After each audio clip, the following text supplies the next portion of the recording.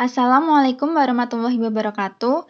Perkenalkan, kami dari kelompok 1 akan menyampaikan presentasi mengenai alat permainan edukatif dalam mengembangkan nilai agama dan moral anak usia dini.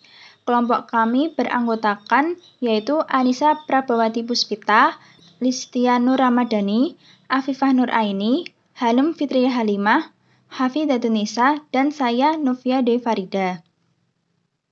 Materi yang pertama yaitu mengenai pengertian APE atau alat permainan edukatif. Meiga Sugianto menyatakan bahwa APE adalah alat permainan yang sengaja dirancang secara khusus untuk kepentingan pendidikan. Sementara Badruzzaman menyatakan bahwa APE untuk anak TK adalah alat permainan yang dirancang untuk tujuan meningkatkan aspek-aspek perkembangan anak TK. Sedangkan Suciningsih mengatakan bahwa APE adalah alat yang dapat mengoptimalkan perkembangan anak disesuaikan dengan usia dan tingkat perkembangannya, serta berguna untuk perkembangan fisik motorik atau motorik kasar dan halus, serta bahasa, kognitif, dan sosial. Maka dapat disimpulkan bahwa alat permainan edukatif adalah segala sesuatu yang dapat digunakan sebagai sarana atau alat permainan yang mengandung nilai pendidikan dan dapat mengembangkan seluruh aspek kemampuan anak, baik berasal dari lingkungan sekitar maupun yang sudah dibuat. Selanjutnya, saya akan menjelaskan tentang moral dan agama. Pendidikan moral adalah pendidikan untuk menjadikan anak manusia bermoral dan manusiawi. Sedangkan menurut Oscar Wilde, Kurnia 2015, moral adalah prinsip baik buruk yang ada dan melekat dalam diri individu seseorang. Agama berasal dari bahasa Sanskerta. Gam artinya pergi, kemudian setelah mendapatkan awalan dan akhiran A menjadi agama, akhirnya menjadi jalan. Gam dalam bahasa Sanskerta ini mempunyai pengertian yang sama dengan to go, Inggris, gehen Jerman, dan gaan Belanda, yang artinya juga pergi. Agama artinya adalah cara berjalan atau cara-cara untuk sampai pada keridhaan Tuhan. Dengan demikian, agama dirumuskan sebagai suatu jalan yang harus diikuti orang agar sampai ke suatu tujuan yang suci dan mulia. Kurnia 2015. Selanjutnya, ada beberapa contoh alat permainan edukatif dalam pengembangan norma agama dan moral. Yang pertama, komik. Di dalam komik juga terdapat gambar-gambar mengenai tata cara sholat, tata cara berwudu, dan tata cara beribadah lainnya yang menarik sebagai penunjang untuk memikat hati isi pembaca. Jadi di dalam komik, kita sebagai guru dapat menggambar atau memberikan contoh tentang tata cara beribadah, tata cara berwudu, tata cara dalam hal-hal yang menjerumuskan kebaikan. Selanjutnya, permainan balok. Permainan balok nilai-nilai religius yang diperoleh pada saat memulai dan mengakhiri bermain balok, yaitu dengan membaca doa. Kreativitas diperoleh pada saat bermain menyusun balok. Selanjutnya ada puzzle. Nilai religius dapat ditanamkan melalui mengenalkan huruf hijaiyah kepada anak dengan puzzle yang berbentuk gambar huruf hijaiyah. Jadi dalam puzzle itu banyak sekali bentuk-bentuk puzzle atau gambar-gambar puzzle. Salah satunya dalam mengembangkan nilai agama dan moral itu huruf-huruf hijaiyah untuk mempermudah anak dalam menghafal. Manfaat APE. Yang pertama, mengatasi keterbatasan pengalaman anak dalam pembelajaran nilai agama dan moral. Keterbatasan pengalaman anak dalam pembelajaran nilai agama dan moral yang dimaksudkan adalah pengalaman anak dalam mengetahui dan memahami mengenai konsep dasar atau konsep sederhana dalam hal-hal yang berkaitan dengan nilai moral dan keagamaan. APE bermanfaat untuk membantu anak dalam mencoba pengalaman-pengalaman baru dengan melihat, mendengarkan, memahami dari APE yang digunakan guru dalam pembelajaran. Contohnya, kurangnya pengalaman anak dalam melaksanakan sholat, melakukan wudhu, melihat tempat-tempat ibadah, dan yang lainnya dapat dibantu dengan ini. Misalnya APE berupa miniatur-miniatur dari kayu tentang tata cara wudhu, sholat, dan lainnya yang dapat dimainkan anak. Yang kedua, mengatasi keterbatasan ruang dan waktu dalam pembelajaran nilai agama dan moral. Keterbatasan ruang dan waktu dalam pembelajaran nilai agama dan moral bermaksud adalah keterbatasan yang bisa disebabkan karena cuaca, perbedaan keyakinan, waktu belajar yang singkat, dan yang lainnya. Ketika dalam kondisi hujan atau juga ketika dalam suatu kelas memiliki perbedaan keyakinan untuk menghindari hal-hal yang tidak diinginkan, dapat menggunakan APE untuk memudahkan guru dalam menjelaskan materi belajar tanpa harus melawan kondisi yang ada, seperti merobos hujan.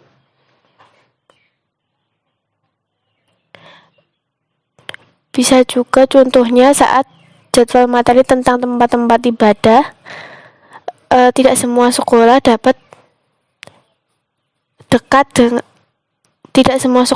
dekat dengan tempat ibadah, atau jika dikunjungi semua itu membutuhkan waktu yang banyak, dan bisa juga karena cuaca bisa membatalkan acara kunjungan ke tempat-tempat ibadah.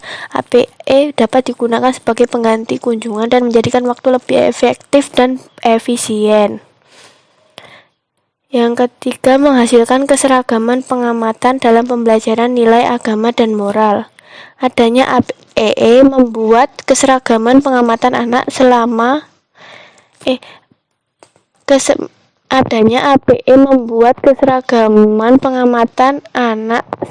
dalam pembelajaran, karena anak dibantu dengan adanya suatu media yang menjadi pusat perhatian atau acuan belajar anak. Contohnya, ketika guru memberikan materi tentang tata cara wudhu menggunakan APE, ada gambar-gambar tata cara wudhu yang dapat dilihat oleh anak. Satu objek yang dapat diperhatikan oleh semua anak sehingga mampu menyeragamkan pengamatan anak. Anak tidak terbawa dengan imajinasinya masing-masing. Yang selanjutnya, membangkitkan motivasi dan merangsang anak untuk belajar mengenai nilai agama dan moral. Adanya APE dapat menarik perhatian anak karena suatu objek yang anak lihat untuk membantu mereka paham, bukan hanya penjelasan lisan tanpa contoh konkret yang bisa membantu anak dalam berpikir. Contohnya beberapa miniatur yang menampilkan gambar orang wudhu. Di sana anak dapat bermain sambil mencoba merangkai miniatur dengan urutan tata cara wudhu yang benar, serta dapat mencoba dipraktikkan secara langsung sesuai dengan gambar yang terdapat dalam miniatur. Yang selanjutnya, menanamkan konsep dasar yang benar, konkret, dan realistis dalam pembelajaran nilai agama dan moral. Dengan adanya APE dapat memudahkan guru dalam menanamkan konsep dasar yang benar dan tepat dalam pembelajaran. Contohnya, dengan bantuan APE, guru dapat menjelaskan dengan benar dan tepat disertai dengan gambar-gambar tempat ibadah dalam APE, agar anak memiliki gambaran mengenai tempat-tempat ibadah dan untuk agama dan keyakinan apa saja yang beribadah dalam tempat tersebut, yang kemudian dapat juga mengajarkan sikap toleransi kepada sesama umat manusia jika anak menemui perbedaan di lingkungannya. Selanjutnya yaitu kriteria dalam pemilihan alat permainan edukatif. Ada beberapa syarat alat permainan edukatif yang perlu diperhatikan, yaitu yang pertama, keamanan. Alat permainan untuk anak setidaknya tidak terlalu kecil, tidak ada bagian yang tajam dan tidak mudah pecah, sehingga harus selalu memperhatikan alat permainan yang aman untuk anak. Yang kedua yaitu ukuran dan berat. Prinsipnya mainan tidak membahayakan dan sesuai dengan usia anak. Bila alat permainan terlalu besar dan berat, anak akan sukar menjangkau atau memindahkannya. Yang ketiga yaitu desain. Alat permainan edukatif sebaiknya mempunyai desain yang sederhana, tapi mempunyai ukuran, bentuk, dan warna yang jelas. Selain itu, hendaknya tidak terlalu rumit untuk menghindari kebingungan anak. Yang keempat yaitu fungsi yang jelas. Alat permainan edukatif sebaiknya mempunyai fungsi yang jelas untuk menstimulasi aspek perkembangan anak. Yang kelima, variasi alat permainan edukatif. Alat permainan sebaiknya beraneka macam, sehingga anak dapat bereksplorasi dengan berbagai macam alat permainannya. Yang keenam yaitu universal. Alat permainan edukatif sebaiknya dapat dimainkan secara bervariasi, dapat dibongkar pasang. Hendaknya tidak terlalu sulit agar anak tidak frustasi. Sebaliknya, bila terlalu mudah, anak akan cepat bosan. Yang ketujuh yaitu tidak mudah rusak, mudah didapat, dan terjangkau masyarakat luas. Alat permainan edukatif dapat mengembangkan aspek perkembangan anak. Setiap lapisan masyarakat, baik yang bertingkat sosial ekonomi tinggi maupun rendah, dapat menyediakannya. Alat permainan edukatif dapat didesain sendiri asal memenuhi persyaratan. Kristia Nuramadani akan menjelaskan mengenai strategi pengembangan nilai agama dan moral.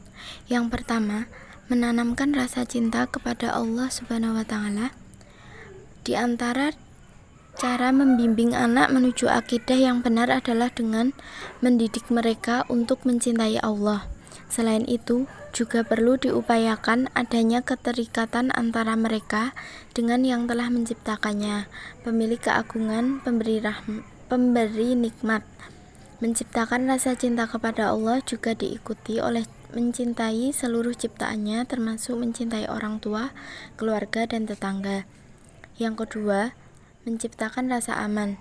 Perasaan aman dan ketenangan adalah kebutuhan mendasar yang didambakan oleh anak. Kebutuhan rasa aman tidak hanya dari lingkungan keluarga, melainkan sekolah beserta seluruh aparaturnya dan lingkungan tempat tinggal juga memberikan pengaruh dalam menciptakan rasa aman bagi seorang anak.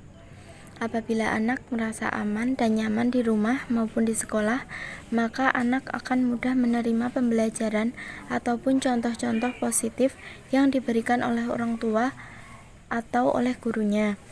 Yang ketiga, meneliti dan mengamati. Dalam kegiatan meneliti dan mengamati ini, anak dapat dibiarkan untuk melakukan sesuatu sendiri, mengalami dan merasakan sendiri. Kegiatan meneliti dan mengamati ini menjadi salah satu strategi dalam menanamkan nilai-nilai agama dan moral. Misalnya kegiatan mengamati tumbuhan atau binatang.